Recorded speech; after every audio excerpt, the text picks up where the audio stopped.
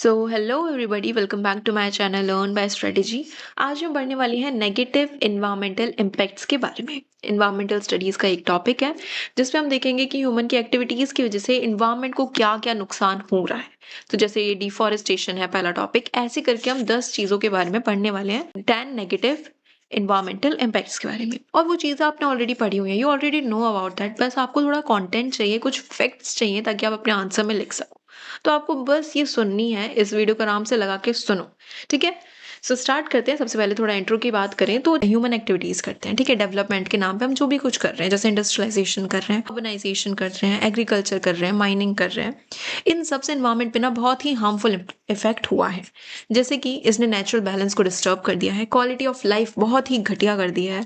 Effect biodiversity, biodiversity होती है variety of species of plants and animals, वो कम होते जा रहे हैं, ठीक है। और लॉन्ग टर्म इकोलॉजिकल डैमेज हो रहा है। तो हम आज इनके बारे में डिटेल में जानेंगे। तो सबसे पहला है हमारा डिफॉरेस्टेशन। डिफॉरेस्टेशन सबको पता है, permanent removal of large scale forest land. Permanently हमने फॉरेस्ट लैंड को रिमूव कर दिया, ठीक है, ताकि हम ह्यूमन की डिमांड्स को फुलफिल कर सके। With rising population and development needs, forests are cut down for agriculture, infrastructure, timber, industrial expansion. जैसे जैसे पॉपुलेशन बढ़ रही है, डेवलपमेंट हो रही है, तो हमें फॉरेस्ट को काटना पड़ रहा है ताकि हम उस जगह पे एग्रीकल्चर कर सके, उस जगह पे हम इंफ्रास्ट्रक्चर बना सके, इंडस्ट्रीज खड़ी कर सके। तो कॉजेज ऑफ डिफॉरेस्टेशन देखिए तो यही है डिफॉरेस्टेशन के कॉजेज। एग्रीकल्चर के लिए जगह चाहिए हमें, फॉरेस्ट को हम क्लियर कर रहे हैं to grow crops, rear life stocks and meat food requirements. Industrial development मतलब कि फैक्ट्री सेटअप करना, माइनिंग साइट्स को सेटअप करना, पावर प्लांट, इन सब के लिए हमें पेड़ काटने पड़ेंगे। अर्बनाइजेशन, धीरे धीरे सारी जो एरिया है वो रूरल से अर्बन एरिया में कन्वर्ट हो रहे हैं, तो हमें वहाँ घर बनाने पड़ेंगे, रोड्स, ब्रिजेस, पब्लिक फैसिलिटी देनी पड़ेगी। तो ये एक लैंड होनी चाहिए ना सबसे पहले इस चीज़ के लिए, तो इस वजह से फॉरेस्ट कट हो रहे हैं। लॉगिंग्स मतलब कि commercial cutting of would for furniture, paper, plywood, fuel. Would को यूज़ करते हैं हम फर्नीचर में, पेपर के लिए, प्लाईवुड के लिए, राइट। इंफ्रास्ट्रक्चर प्रोजेक्ट जैसे कि जो डैम्स होते हैं, हाईवेज होते हैं, रेलवेज होती है ना, ये ऑफ्टन आप देखोगे तो फॉरेस्ट एरिया के थ्रू होते हुए जाती है। तो इस वजह से भी हमें वहां पे फॉरेस्ट को क्लियर करना पड़ता है, ठीक है।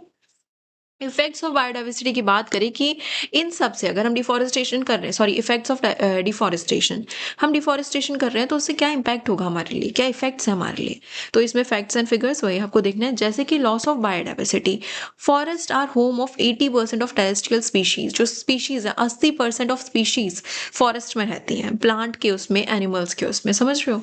तो वो खत्म हो जाएंगी, हम पेड़ ही काट देंगे तो जानवर कहाँ रहेंगे। So destruction of forest lead to extent of plants and animals. Soil erosion, जो ट्रीज की रूट्स है ना वो सॉइल को बांध के रखती हैं, पर जब हम ट्रीज को हटा देते हैं तो सॉइल जो है लूज हो जाती है, और फिर अगर बाढ़ आएगी, हवा चलेगी, बारिश होगी, तो सॉइल जो है उसके साथ बह के चली जाती है। तो सॉइल इरोजन हम इसी चीज को कहते हैं, ठीक है। क्लाइमेट चेंज, क्लाइमेट चेंज क्या होता है, ट्रीज जो है देखो कार्बन डाइऑक्साइड को एब्जॉर्व करते हैं और जो हमारे ऑक्सीजन है उसको प्रोड्यूस करते हैं, राइट। हमें ये चीज पता है। तो अगर हम इसको हटा देंगे, पेड़ को हटा देंगे, फॉरेस्ट को हटा देंगे, तो हमारे ग्रीन हाउस गैसेस जो है वो बढ़ेंगी। समझ रहे हो, कार्बन डाइऑक्साइड को कंज्यूम करने वाला, एब्जॉर्ब करने वाले के बचेंगे ही नहीं, तो उसकी जो क्वांटिटी है वो एनवायरमेंट में, एयर में बढ़ेगी, जिससे ग्लोबल वार्मिंग होगी। तो डायरेक्टली कह सकते हैं कि deforestation lead to global warming. Floods and drought, forest regulate water flow, without them heavy rainfall result in flood, while lacking of vegetation lead to drought. देखो यार, फॉरेस्ट नहीं होंगे तो या तो जमीन बंजर हो जाएगी, सूखी पड़ जाएगी, या फिर फ्लड आएंगे। जैसे जिस जगह बहुत ज्यादा बारिश होती है ना, कई बार फॉरेस्ट की वजह से वहां बाढ़ आने से बच जाती है, ठीक है। पर अगर फॉरेस्ट नहीं होंगे तो वहां पे बाढ़ आएगी, they may result in flood. Disturbance of water cycle, forest increase rainfall through transpiration. हम सबको पता है फॉरेस्ट जो है रेनफॉल में हेल्प करते हैं थ्रू ट्रांसपिरेशन। तो अगर हम इनको कट कर देंगे तो वहां के उस पर्टिकुलर एरिया के रेनफॉल पैटर्न पे इफेक्ट आएगा, ओके। नेक्स्ट है लैंड डिग्रेडेशन। लैंड डिग्रेडेशन क्या होता है, लैंड की क्वालिटी, लैंड की प्रोडक्टिविटी में डिक्लाइन आना। डिक्लाइन मतलब कम हो जाना, लैंड की क्वालिटी और लैंड की प्रोडक्टिविटी कम हो जाना। क्यों? ह्यूमन एक्टिविटीज की वजह से। तो this reduce the land's ability to support crop, forest and natural vegetation. मतलब कि लैंड अब उतने अच्छे तरीके से क्रॉप्स को नहीं उगा पा रही है, उतने अच्छे तरीके से वेजिटेशन नहीं कर पा रही है। क्यों ऐसा क्यों होता है? हमारी कौन सी ऐसी एक्टिविटीज़ है जिसकी वजह से लैंड डिग्रेडेशन हो रहा है? Over grazing. कई बार जो कैटल्स होते हैं, जो हमारे एनिमल्स होते हैं, गाय भैंस, इनको हम ज़्यादा चराने ले जाते हैं, that we call grazing. Excessive grazing by cattle remove the vegetation covered and expose the soil.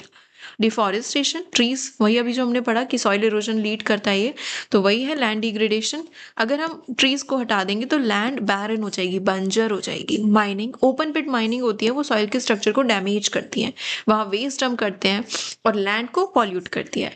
Improper agriculture practices, मतलब हम बहुत ज़्यादा फर्टिलाइजर्स, पेस्टिसाइड्स ये यूज़ करते हैं, और हम मोनोक्रॉपिंग करते हैं, मतलब एक ही क्रॉप को बार बार उगाए जा रहे हैं, तो इस सब से किस पे इम्पैक्ट आता है? सॉइल की हेल्थ पे। सॉइल की हेल्थ कम हो जाती है, खराब हो जाती है।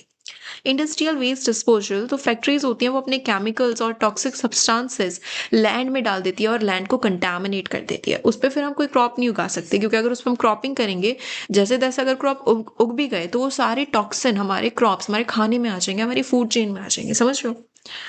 Over irrigation lead to water logging and salination make soil unfit for crop cultivation.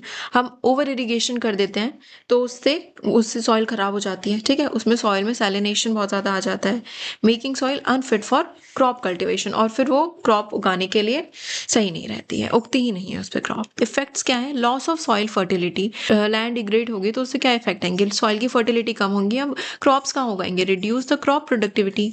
Desertification, सूखा पड़ना चालू हो जाएगा, जो फर्टाइल लैंड है धीरे धीरे डेजर्ट लाइक कंडीशन में चेंज होती चली जाएगी। Siltation, soil carried by water settled in rivers and dams reducing the storage capacity.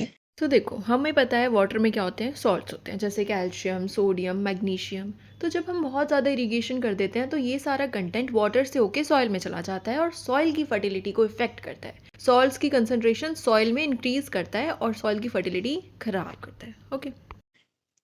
Food insecurity, poor soil effect agriculture which impact the food supply. Simple Sidhi Sidhi language में लिख रहा है, food insecurity कैसे आ जाएगी? जैसे soil जो है agriculture से इफेक्ट होती है, मतलब सॉइल खराब हो गई तो उस पर हम उगाए ही नहीं पाएंगे, एग्रीकल्चर नहीं हो पाएगा, तो हमारी सीधा फूड चेन पे, फूड सप्लाई पे इफेक्ट आएगा। So that's all for today guys. आज हम बस यही 2 टॉपिक कवर करने वाले थे, और बाकी जो टॉपिक्स हैं उनको हम नेक्स्ट पार्ट में कवर करेंगे। ओके, सो या that's all for today. If you guys have any kind of doubt, let me know in comment section. Thanks for watching.